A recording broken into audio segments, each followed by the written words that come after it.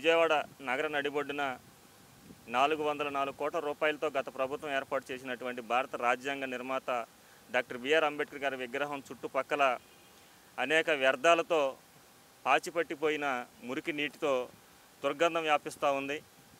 భారతదేశానికి గర్వకారణంగా నిర్మించిన ఈ విగ్రహం గత ప్రభుత్వంలో పచ్చదనంతో శుభ్రతతో ఈ ప్రాంతం అంతా కూడా చాలా ప్రశాంతంగా ఉంది. ఈ ప్రభుత్వం వచ్చిన తర్వాత గత ప్రభుత్వం ఏర్పాటు చేసిన ఈ విగ్రహాన్ని చిన్నచూపు చూస్తూ ఇక్కడ ఎవరైతే శానిటరీ వర్కర్స్ ఉన్నారో వాళ్ళకి జీతాలు ఇవ్వకపోవడం వల్ల వాళ్ళందరూ కూడా పనులు మానేసి బాయ్కట్ చేయడం జరిగింది. దాని మూలంగా విగ్రహం చుట్టూ ప్రతి ఒక్క ప్రాంతంలో కూడా చెత్తా చెదారం పెరిగిపోయి చాలా అధ్వానంగా ఉంది. ఈ దేశానికి భారత రాజ్యాంగాన్ని అందించినటువంటి డాక్టర్ బిఆర్ అంబేద్కర్ గారిని మీరు ఈ విధంగా గౌరవించడం దేశం ముందు ఈ రాష్ట్రానికి తలవంపులు తేవడం అని చెప్పేసి రాష్ట్ర ప్రభుత్వాన్ని డిమాండ్ చేస్తూ ఉన్నాం. రేపు మీ యొక్క మామగారైనటువంటి ఎన్టీ రామారావు గారి విగ్రహాన్ని మీరు వినుకొండలో 1000 కోట్లతో పెట్టదలుచుకున్నారు కదా, ఆ విగ్రహం దగ్గర కూడా ఇలాగే చెత్తా చెదారాన్ని పోగేసి ఉంచుతారా చంద్రబాబు గారు అని చెప్పేసి మేము ప్రజా సంఘాల తరపున మిమ్మల్ని డిమాండ్ చేస్తూ ఉన్నాం. ఇక్కడ వెంటనే స్మృతివనంలో ప్రతి ఒక్క ప్రాంతంలో కూడా శుభ్రతని పాటించాలి, పారిశుద్ధ్య కార్మికులకి జీతాలు ఇవ్వాలి.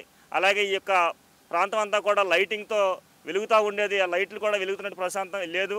ఇక్కడ ఉన్నటువంటి దుస్థితిని మేము ఈ రోజున మీడియా ద్వారా మీ దృష్టికి తీసుకొస్తున్నాం.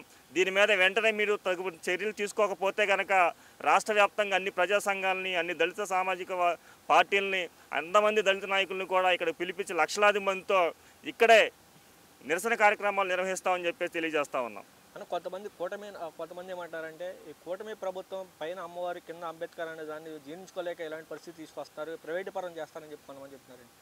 అంతకుముందు పైన అమ్మవారు కిందకి అమ్మవారు అని చెప్పినప్పుడు ఎవరైనా దాన్ని వ్యతిరేకించారా? ఎవరు ఇష్టం వచ్చినట్టు వాళ్ళు మాట్లాడుకుంటారు. అలా మాట్లాడితే భారత రాజ్యాంగాన్ని వీళ్ళు అవమానిస్తారా? ఇది చాలా తప్పు కదా. రాజ్యాంగం అందించి ఈ దేశానికి, అన్ని దేశాల్లో కూడా ఈ ప్రపంచంలో ఈ రాష్ట్రం అభివృద్ధి రావడానికి డాక్టర్ బిఆర్ అంబేద్కర్ గారు చాలా ప్రధాన కారకుడు.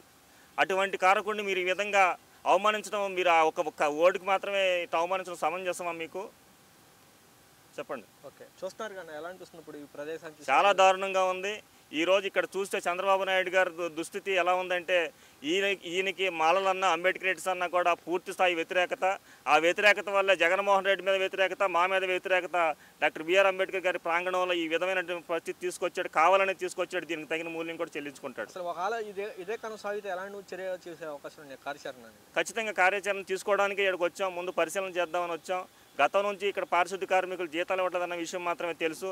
గత 4-5 రోజులుగా ఇక్కడ ఉన్నటువంటి చెత్తా చెదారం దుస్థితి సోషల్ మీడియాలో చూసాం కాబట్టి దీన్ని రాష్ట్ర వ్యాప్తంగా ఉన్న ప్రజలందరికీ తెలియజేసి దీని మీద కార్యాచరణ తీసుకోవడానికి మాత్రమే మేము ఈ కృష్ణా జిల్లాలో ఉన్నటువంటి కొంతమంది దళిత నాయకుల మీదకి వచ్చాం. దీన్ని పూర్తి స్థాయిలో మా సమాజానికి, ఈ రాష్ట్ర ప్రజలందరికీ కూడా తెలియజేసి దీని మీద కార్యాచరణ తీసుకుంటాం.